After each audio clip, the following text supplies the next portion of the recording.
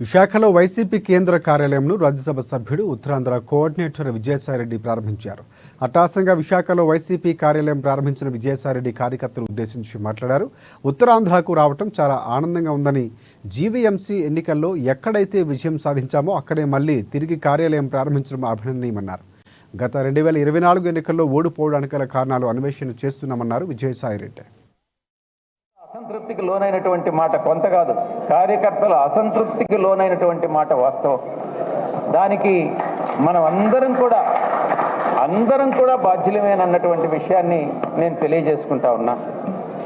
తిరిగి అది పునరావృతం కాకుండా కార్యకర్తలందరూ కూడా సంతృప్తి పరిచే విధంగా మనం ఏం చేయాలి అంటే, ఈ 4.5 సంవత్సరంలో మనం ఏదైనా చేయలేకపోవచ్చేమో, కానీ తిరిగి మళ్ళీ అధికారంలోకి వచ్చినప్పుడు కార్యకర్తలు చేసేటటువంటి సేవలను మర్చిపోకుండా మనం చేసేటటువంటి ప్రతి పథకం, మనం అమలు చేసేటటువంటి ప్రతి పథకం కార్యకర్తలను దృష్టిలో పెట్టుకొని మనం అమలు చేయాలి అన్నటువంటి విషయాన్ని నేను తెలియజేసుకుంటా ఉన్నా.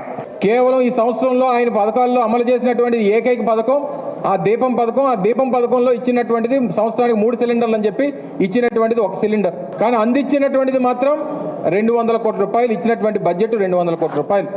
72,000 కోట్ల రూపాయలు అప్పు చేస్తే సంక్షేమం ఇచ్చింది మాత్రం కేవలం 200 కోట్ల రూపాయలు.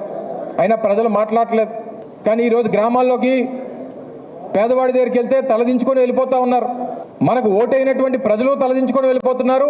ఓటు వేయించుకొని అధికారం వచ్చినటువంటి ఆ నాయకులు తలదించుకొని వెళ్ళిపోతున్నారు. తలెత్తుకొని తిరిగేటటువంటిది కేవలం వైఎస్ఆర్ కాంగ్రెస్ పార్టీ కార్యకర్తలు మాత్రమే ఈరోజు రాష్ట్రంలో తలెత్తుకొని తిరుగు